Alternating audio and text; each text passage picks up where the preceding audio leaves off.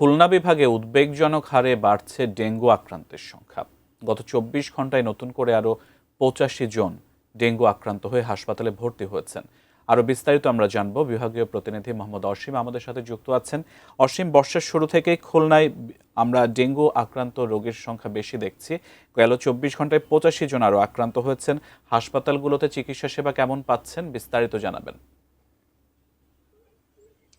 সিয়াম, ধন্যবাদ আপনাকে। আসলে উদ্বেগজনক হারে এই ডেঙ্গু রোগী অর্থাৎ ডেঙ্গু আক্রান্তের সংখ্যা বাড়লেও হাসপাতালগুলোতে তেমন পর্যাপ্ত পরিমাণ চিকিৎসার ব্যবস্থা নেই বললেই চলে। আমি এর আগের খবরে অর্থাৎ খুলনা মেডিকেল কলেজ হাসপাতালে ছিলাম। সেখানে কিন্তু আমরা দেখেছি যে খুলনা মেডিকেল কলেজ হাসপাতালে ডেঙ্গুর যে আলাদা ওয়ার্ড সেটি কিন্তু নামে রয়েছে, তবে কাজে একেবারে নেই। আমরা এখন রয়েছি খুলনা জেনারেল যে হাসপাতাল রয়েছে এখানে আমরা দেখেছি যে ১৭ জন রোগী কিন্তু এখানে ভর্তি রয়েছেন, তবে চিকিৎসা সেবা একেবারেই নাজেহাল অবস্থা। অর্থাৎ কিছুক্ষণ আগে আমরা কথা বলারও চেষ্টা করেছিলাম, এখানে যিনি তত্ত্বাবধায়ক রয়েছেন তিনি আমাদের সঙ্গে কথাও বলতে চাননি। তিনি বলেছেন আসলে স্বাস্থ্য অধিদপ্তর থেকে যেভাবে নির্দেশনা দেয় সেভাবে নির্দেশনা পালন করে তারা চিকিৎসা দেয়। তবে রোগীরা বলছেন আসলে একেবারেই ন্যূনতম সাধারণ যে চিকিৎসা পাওয়ার কথা সেটিও কিন্তু তারা পায় না। সে বিষয়ে তাদের মধ্যে কিন্তু উদ্বেগ বাড়ছে। আরেকটি বিষয় জানিয়ে রাখি, আসলে খুলনা বিভাগ, ঢাকা বিভাগ এবং চট্টগ্রাম বিভাগকে কিন্তু টপকে যাওয়ার মতন অবস্থা। গত ২৪ ঘন্টা আপনি বলছিলেন ৮৫ জন রোগী বিভাগের বিভিন্ন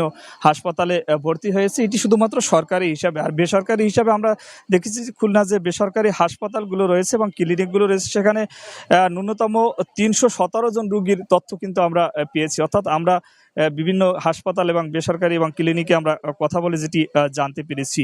আসলে এই হচ্ছে বর্তমান অবস্থা। তবে চিকিৎসায় একেবারে নাজেহাল অবস্থা। তবে চিকিৎসকরা খুলনা মেডিকেল কলেজ হাসপাতালে যারা বিশেষজ্ঞ তাদের সঙ্গে আমরা কথা বলেছিলাম, তারা বলছেন যে আসলে শুধুমাত্র চিকিৎসা দিয়ে কিন্তু এই ডেঙ্গু সংক্রমণ কমানো সম্ভব না। ডেঙ্গু সংক্রমণ কমানোতে হলে সিটি কর্পোরেশন এবং যে পৌরসভা রয়েছে সে পৌরসভাগুলোকে দায়িত্বশীল ভূমিকা পালন করতে হবে, ডেঙ্গু প্রতিরোধে ব্যবস্থা নিতে হবে। তা না নিলে কিন্তু আসলে ডেঙ্গু রোগীদের শুধুমাত্র চিকিৎসা দিয়ে কমানো সম্ভব নয় বলে তারা বলছেন। আমার কাছে আপাতত এই ছিল সিয়াম, খুলনা জেনারেল হাসপাতাল থেকে খুলনা বিভাগের যে ডেঙ্গু আক্রান্তের রোগীর সংখ্যা বাড়ছে তার সর্বশেষ খবর।